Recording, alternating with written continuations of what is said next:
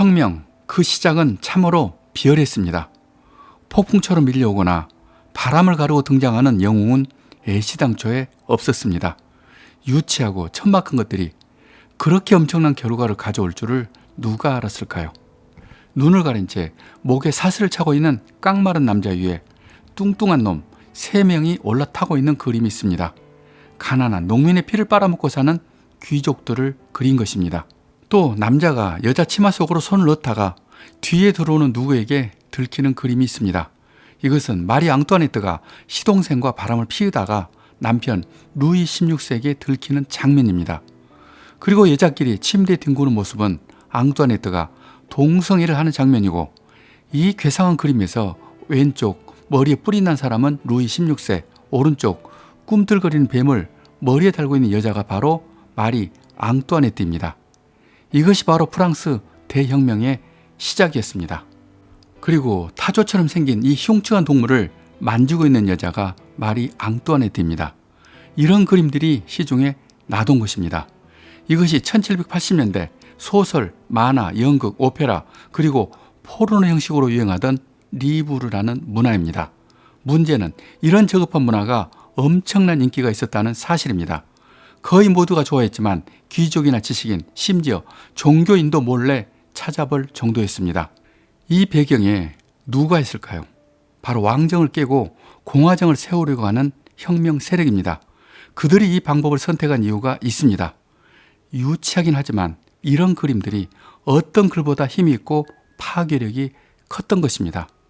인류학자 로버트 덴토는 이보다 더 잔인한 명예훼손은 없다고 말했습니다. 너무나 고통스러웠던 루이 16세는 모두 잡아오라고 발표하니 모두 외국으로 도망갑니다. 그것이 끝이 아니라 거기서 더 못된 그림을 더 많이 만들어 들여왔습니다. 그런데 포르노에 등장한 내용은 대부분 가짜였습니다. 앙뚜아네트가 사치를 하고 도박을 하고 바람을 피운 정황은 있지만 그 나머지는 말도 안 되는 억지였습니다. 그럼에도 불구하고 그림은 순식간에 프랑스 전국 그리고 근처 나라까지 퍼져 나갔습니다. 이때 이미 시민들의 머릿속에는 왕비는 악마보다도 못된 년, 죽일 년이 된 것입니다. 앙뚜아네트도 왕비이기 이전에 한 여자로서 이보다 더 비참하고 이보다 더 억울할 수는 없었습니다. 그때 앙뚜아네트가 눈물로 애원하는 편지를 썼다는 말은 있습니다. 그러나 그것은 혁명 세력에게 웃음거리가 될 뿐이었습니다. 그들은 오직 왕정을 무너뜨리고 미국처럼 공화정을 만들 생각으로 가득 찬 것입니다. 그만큼 배가 고프고 살기가 어려웠던 것입니다. 그런 와중에 루이 16세는 가장 나쁜 선택을 했습니다. 외국의 특사를 보내 프랑스를 침략해서 자신을 구해달라고 한 것입니다. 그것도 불안해서 왕비에게 친정이 되는 오스트리아로 도망가다 붙잡힙니다. 정말 이상한 것은 변장을 한 루이 16세를 시민들이 바로 알아보고 신고한 것입니다. 그것도 사실 이 그림 때문입니다. 그들이 사용하는 동전이나 돈에 새겨진 왕의 얼굴을 기억한 것입니다. 결국 프랑스의 마지막 왕 루이 16세는 도망을 가다 그림 때문에 붙잡히고 또 이런 그림 속에 등장합니다. 루이 16세가 돼지가 되고 붉은 옷을 입은 마부는 혁명 세력입니다. 이렇게 혁명은 성공했습니다. 그리고 얼마 후 루이 16세는 단두대로 가게 됩니다. 남아있는 왕비 운명은 이제 어떻게 전개될까요? 수많은 증언과 재판이 있었습니다. 그녀가 없었다면 혁명도 없었다며 처단하자는 주장도 있었고, 그녀는 그저 평범한 여자일 뿐이다, 살려줘야 한다는 주장도 있었습니다. 그러나 1793년 10월 16일 그녀 역시 단두대로 가는 호송마차를 타게 됩니다. 다비드가 그린 스케치를 보면 왕비는 끌려가면서도 꼿꼿하고 당당했으며 마지막 고해 성사도 죄가 없기 때문에 할 말이 없다고 했습니다.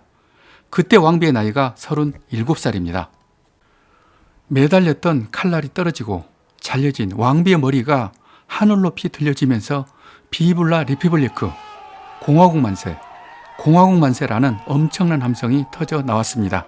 수천 년 동안 절대 권력이었던 왕, 그들이 사라지는 위대한 혁명이 완성된 순간입니다. 그러나 말씀드린 대로 그 시작에는 참으로 유치하고 비열한 그림들이 있었던 것입니다. 그리고 그들에게는 이 그림들이 그 어떤 것보다 유용한 혁명 도구였습니다. 피 한 방울 흘리지 않고 적진 가장 깊은 곳에서 가장 중요한 인물들을 무너지게 한 것입니다. 저는 이것도 역시 예술이란 이름의 기적이라고 생각합니다. 그러나 예술이라 하기에는 너무나 잔인했습니다. 여기까지. 저는 작가 이철이었습니다. 예술 제국의 길은 우리가 세계 정상으로 가는 가장 빠른 길입니다. 이 영상을 구독하시는 것은 그 길을 함께 가는 것입니다.